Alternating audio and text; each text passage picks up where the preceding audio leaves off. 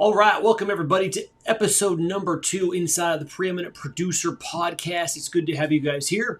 In this episode, we are going to be diving into the mindset that you need in order to really be successful as a commercial insurance producer. And ultimately, the goal here is to become preeminent. So we're going to dive right into a conversation. We're going to talk about what preeminence is, and then the mindset that you need, the beliefs that you need in order to really pull this thing off. Because let's face it, life is hard. It can be tough. Obstacles happen. And if you're not in the right frame of mind, it can wipe you out. And you'll end up missing out on an opportunity to really have a successful career. So let's dive in.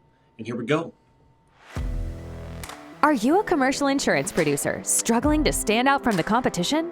Do you find it challenging to grow your book of business and create a fulfilling career? If so, then welcome to the Preeminent Producer Podcast. Each week, we'll be tackling important topics, sharing proven strategies and insights from successful producers that are in the trenches and have traveled the journey to becoming a preeminent producer. You'll discover what it really takes to become preeminent and build your book of business in a way that isn't being taught anywhere else. Our hosts are experts in the field and have built thriving businesses by becoming the most trusted advisor to their clients. Welcome to your journey to becoming a preeminent producer. Let's dive in. All right, guys, so let's have a quick discussion on, I want to talk about mindsets and beliefs. As we kind of talked about in our last podcast, preeminence ultimately means having paramount rank, dignity, importance, outstanding, supreme, surpassing all others, very distinguished. And so on this journey, as a producer wants to become a preeminent producer and be surpassing and be distinguished and all those things, I think it's safe to say that there are going to be a lot of obstacles when it comes to belief in mindset and maybe mindset shifts that need to take place. And I'd love to hear your thoughts on what needs to take place. What have you guys experienced when it comes to the belief part, the mindset part, when it comes to this journey of preeminence? So who wants to kick us off? Gee, I'll jump in real quick. Paul, that's really a good topic. It's so all-encompassing. I guess by that I mean, I think in my journey as a producer, it took a little while at the beginning to really develop an overarching mindset that I really was the best producer, the best broker to represent a particular, insured.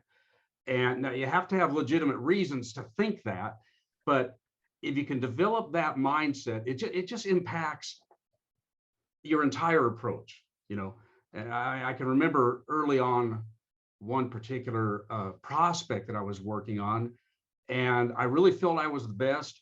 And this was back in the days when I quoted, not be avard.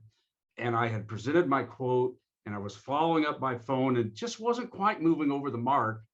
And I finally told the guy over the phone, and this is kind of when that mindset first clicked for me. I think I finally told him, I said, Bob, and his name was Bob. He's still a client to this day. I said, Bob, I know maybe I'm coming across as a little bit aggressive, but you know why that is? Because I know I'm the best broker for your company. I know you're going to be better off. You're going to be worse off without me. And I don't know if that's what put the ball over the goal line, so to speak, but I did write that account. Well, and with belief, and I'd be curious what made you believe that, but with the belief comes confidence, right? So you can actually honestly say with confidence that I am the best. But I know a lot of producers are going to ask, well, how do I know I'm the best? I don't feel like I'm the best. So what do you feel like you had in your court to be able to believe you're the best for this client? Well, in that particular case, the line of insurance I was quoting was workers' comp. That's a big part of my background. I had certain tools at my disposal. It probably didn't hurt that, the insurance is still kind of a small community. I knew who his broker was. And I just knew in my heart that I was better able to work on the claims and all the X-mod issues and things, So it was really kind of at that point in time, I just thought, I've just got to lay it on line and tell this guy, my belief. And I don't know if that answered the question or not, Paul, but that, I had some expertise at my disposal. I wasn't just making it up, Sure. And what we're talking about today is not about just making something up. It's about having the skill sets, the knowledge, everything you have an armory of tools and weapons in your armory there to be able to move forward and be preeminent. Rick, let me hear from you. What do you believe? What do you think the mindset is that's needed to become preeminent?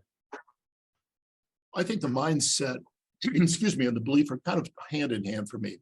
Yeah.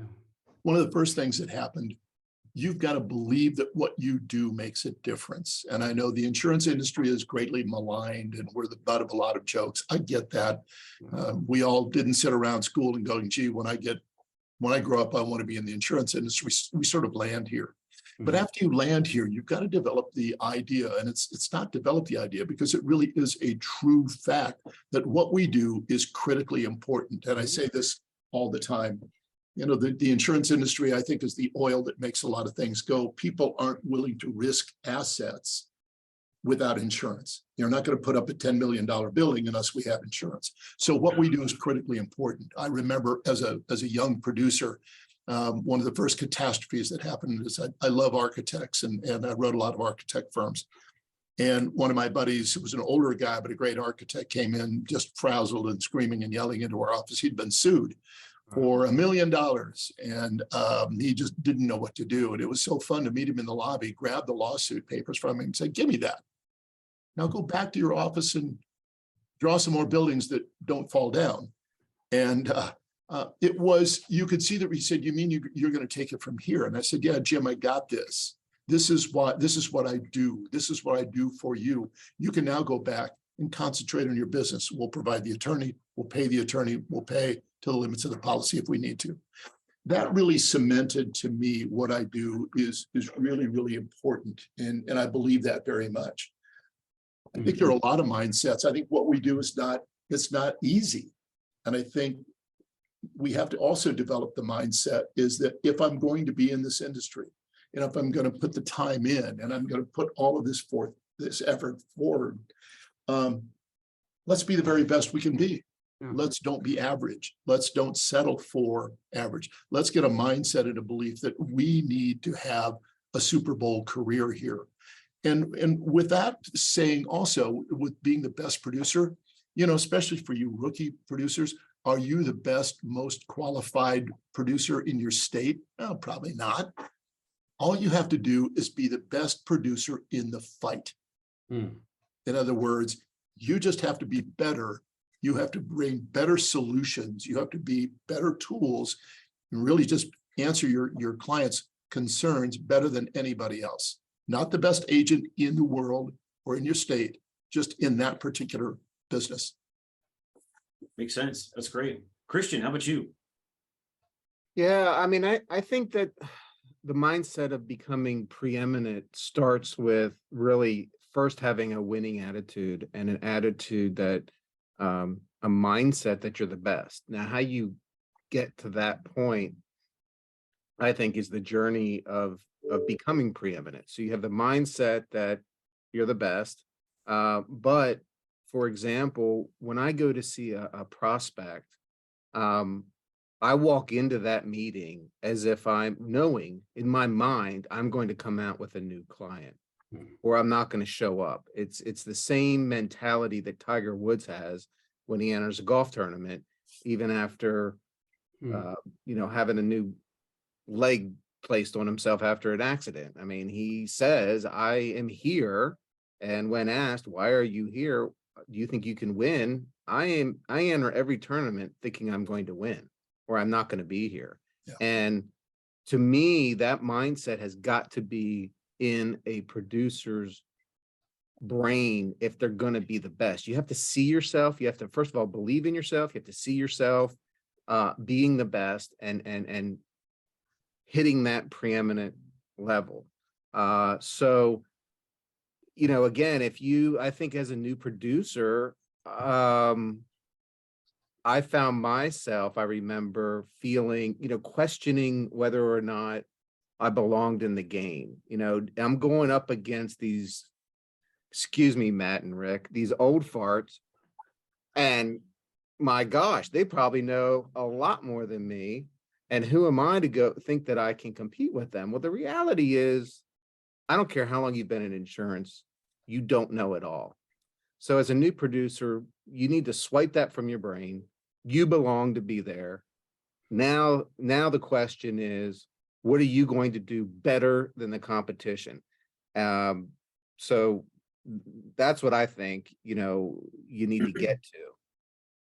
Do you think you saying that brings up kind of a weird analogy it just reminds me of a personal story that I have back in my martial art days. I was told, hey, you got to go into a fight knowing that you are going to walk out. You're the winner. You're going to win. And I remember in my early days of that, still as a white belt, right, going into it was like a weird tournament thing that I wasn't even prepared for. And they put me up against a 2-time world champion, which was kind of unfair. But I didn't have that mindset of going into this thing that I'm going to win. And I got my butt kicked. And it was the only time I got my butt kicked. Because after I realized I don't like the feeling of getting my butt kicked, I need to change some stuff. And so I put in the work. I learned, I sharpened skill sets. But with the sharpening skill sets, I know a mindset shift took place. And I went into it didn't matter what kind of fight. I went to every fight knowing I am going to win. And that level of confidence totally changed the game. And if I went in wavering, I get hurt. But if I went in with that confidence, so do you feel like there's a parallel there and pretty relevant for a producer? Absolutely. I think that there's a difference between from acting arrogant and cocky, yes, versus seeing yourself as a winner, and which then leads to confidence. So that's a slippery slope. You can't fake it.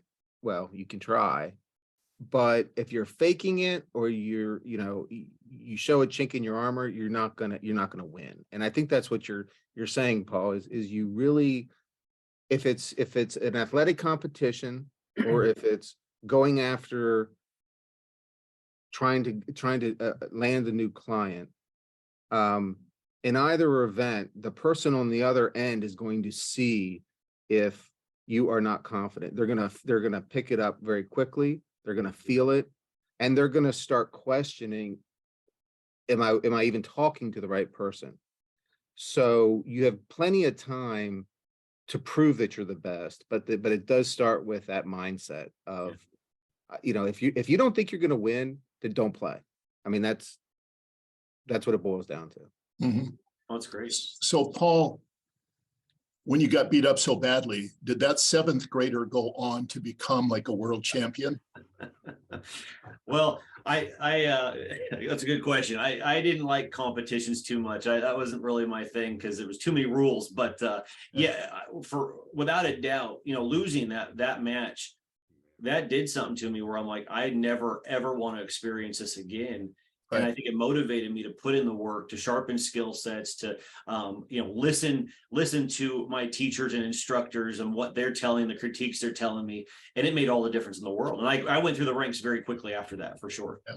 Well, I think you need to, and in seriousness now, and I put that forward because one of the things we talk about in the coaching is the humor and having fun while we're doing this, and that's the point of that. But I think one of the things you have to understand in this business, you don't like it, but you're going to have to recover from defeat. None of us, Matt, not Christian, none of us go undefeated. We've got to be able to take those defeats. We've got to be able to learn from the mistakes that we made, because we learn more from our defeats than we do from our victories normally. And we have to have that perseverance, that grit. Read a book recently, and it's passionate persistence, I think, was the definition of grit. And I think we have to have that, because we're going to get knocked down unfairly. And sometimes we're just going to lose, and we understand why we lose. Sometimes we're not going to understand it. It wasn't fair. Somebody did a decision based on a relationship, and we have to learn how to recover. Yeah. I want maybe 2 quick comments. I think we all learn from our mistakes almost more than we learn from our successes. That's certainly been the case with me, and continue to make mistakes. But, part of the mindset that we need to have to be preeminent is to never quit learning and never quit improving, never feel like we've arrived, Then the other thing, I wanted to kind of dovetail off something that Christian had said earlier about the younger producers, and if there are some younger or even brand new producers, listening to this podcast, with the right tools and with just a little bit of, help getting on the right path, my experience has been, man, there is absolutely no reason that a newbie producer cannot take business away from some old timer. Just because somebody's been in this industry 25 or 30 years doesn't mean they're doing things right. In fact, maybe they've got a little lackadaisical in their approach. They don't keep in touch with that insured. So yeah, there's that tendency, I guess, human nature to think, oh, I'm new, I'm not really qualified, or et cetera. But man, I just want to reassure you guys, there's no reason.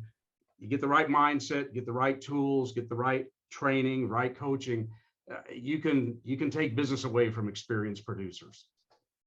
So true. So true. Let me ask you guys this. As far as dealing, maybe you've, listeners are dealing with defeat, such as we all have dealt with, and not letting that dictate our future, of believing that we are still going to be the best. But we as humans really get conditioned very easily to surroundings, right?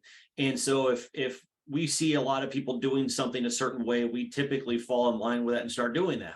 And so a unique thing that we teach inside of our Preeminent Producer programs is as a new pathway to success and how to really streamline this thing and become preeminent. So a lot of producers, I would imagine, are dealing with the fact that, hey, I've been told to sell insurance this way. This is the way others are doing it. This is the way I've always done it.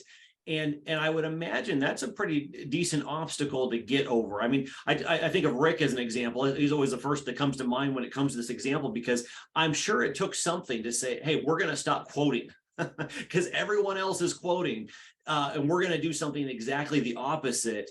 That feels really risky, right? So maybe you guys could talk about what are some of the obstacles or hesitancies that someone could face on this journey of becoming preeminent? I think we're one of the biggest obstacles is us. I think one of the things that you really need to do, Paul, is you've got to accept change. In other words, that old saying, if you do what you've always done, you're going to get what you always got. And if you're content with having a small book of business, if you're content with an average income, that's where you're going to be. If you can accept coaching, if you want to get better, we can coach you all day long, but you have to have that burning desire to get better. And then we can give you tools that'll help you shortcut. I say it all the time, success leaves clues. So I think you've got to be coachable, just like any athlete, no matter who he or she is. If they're a preeminent athlete, they take coaching. They understand they have to change things that they're doing to get better. And I think as your career develops, as you get a little longer into this, you need to understand that there's more than one way, from some old guy typically sitting in an office with gray hair saying, well, by golly, this is the way it's always been done. And your job is to break those rules, to stand out in a crowd, to be very different and offer different solutions in a different way. Very good. Well, that's great. I think you mentioned doing things differently. And I know, Rick, you've talked in the past about kind of that sea change you made in your agency. Paul, you alluded to it about going to the broker of record, no longer wasting time quoting approach. This industry, it's funny because there is a lot of mediocrity within our industry and among our competition. And that's the good news. And something I'll probably say in almost every podcast, you guys have heard me say it before, it's just so important, I think, and valuable once in a while to take a step back and think about what we're doing. And as far as doing things differently, a conclusion I came to many, many years ago was, boy, if this is the way that, 80-90% of my competition is doing things, then it's probably wrong, or it's probably not optimum in this industry. There's got to be a better way to do it, and just to be willing to do that differently. That's good. Yeah, I would say that if you are competing and doing things the same, the buyer, your prospect is going to look at you in the same light as to what they already have. So why would they change their decision? I mean, to me, if you do things the same, you're emphasizing the decision of that buyer that they already made. It's already the right buyer, unless all they want to do is look at premium costs, in which case, and we talked about this a lot, that is not sustainable. If you're competing just on price, it is not sustainable. You may win in an account, but you're going to lose it as quickly as you get it. So the only way I believe that it's possible to obtain new business is you have to be different. You have to offer different solutions. You have to bring different value than what that prospect already has. And that's what we talk a lot about in being preeminent. And once you master that, I think you're absolutely on your way to the inevitable of becoming preeminent. No, that's great. That's great. Let me ask each one of you, what would you say to a producer, regardless of how long they've been in the game? What would you say to a producer that's feeling discouraged right now? They don't feel like they're standing out. They don't feel like they're growing their book of business. Maybe they've recognized that they've settled, whatever it may be. What would you say to somebody who's facing discouragement? Oh, I would say, I'm glad you are. The first thing you have to do is understand that you're frustrated. And that's a good sign. You need to say, this is frustrating. You're at a point where you may either say, I need to leave the industry, which many people do, or I need to do something different. But I think that's a great place to be. There's only one place to go from there, and that's up. So I think that's the start. I think when you're at that point, you become so much more malleable, so much more coachable. Because you know what you're doing isn't working and it's frustrated and you want to live a different life. So you're going to have to incorporate different things, or you're going to accept mediocrity, or you're going to accept a different career. Yeah. Paul, that's a really good question. I guess, and I'd like to give it more thought, but I guess the first thing that occurs to me is maybe to speak with that individual and back way up. What attracted you to this industry in the first place? What were you trying to achieve? Why did you get into this? Okay. And see if there were some legitimate reasons, have they wandered away from that somehow? And they got to get back in touch with that. I hope that makes sense. And then the second thing that occurs to me is, let's try, I guess my counsel to that individual would be, and I guess I've had this discussion with a producer or two over the years. Winning is fun. When you win, it's fun. Let's figure out how to make this fun again, for you. And because when it's fun, when you have that winning attitude or mindset, if you will, the clients can do that. And who do they want to associate with? They want to associate with a positive person. If you're really feeling down and depressed and like you really don't belong, you're not sure you're cut out for this, man, they're going to see that. And they don't need that. No, that's very true. Very true. Christian, how about you? I hope you can hear this. This is what I think. Oh, This is what I think. Can you hear it? yeah, we got you. Yeah, We got you. I listened to this song. We Oh, get knocked down, but I get up again. Oh, okay. We can't hear it, but we can hear you. So that's good enough. yeah, that was a You can't good hear it. version. I'm playing A it. nice karaoke rendition. I like All that. right. Well, I would say, listen, you're going to get knocked down. You're going to get knocked around. Yes. But if you can get up and keep going and always try to be different, you're on your way to being successful.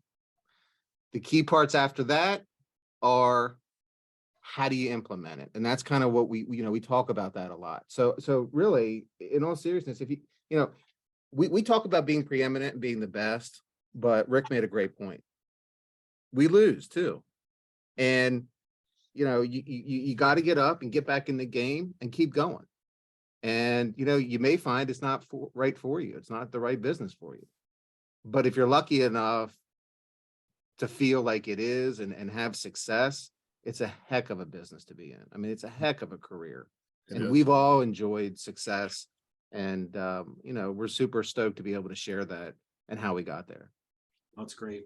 Well, I want to encourage all the listeners. We have a framework inside of our program that ultimately is beliefs dictate actions, actions dictate results. And now we have a much deeper framework, and we actually covered that recently at our Las Vegas event. But if you're not happy with your current results, you have to go back and look at your actions and then the beliefs behind that. So if your mindset belief is not right, it will dictate your actions or your confidence level and so forth. So it's definitely, this is not some like woo-woo kind of thing. This is a legit real thing that we have to look at. Otherwise, you're going to go into that fight, or you're going to go into that deal and lack what you need and not get the result you're going for. So thank you guys for your input on that. I think that's great. Okay, that wraps up episode number 2 in the Preeminent Producer Podcast. Hope you enjoyed that. Stay tuned for episode number 3, where we're going to dive into conditions of the industry and the hot topic of AI inside of the insurance industry. Is it good? Is it bad? Is it something to be concerned about, or is it something to utilize to propel yourself even further inside this industry? Stay tuned for episode number 3 to find out. Thank you guys for your time, and we'll see you in the next episode. If you would like to find out more information about what we do inside the Preeminent Producer and really take things to the next level, I encourage you to check out thepreeminentproducer.com. See you in the next episode.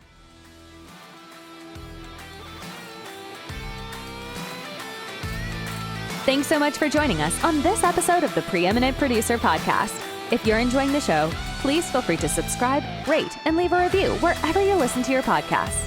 That helps others find the show, and we greatly appreciate it. Once again, thanks for joining us, and we'll catch you in the next episode of the Preeminent Producer Podcast.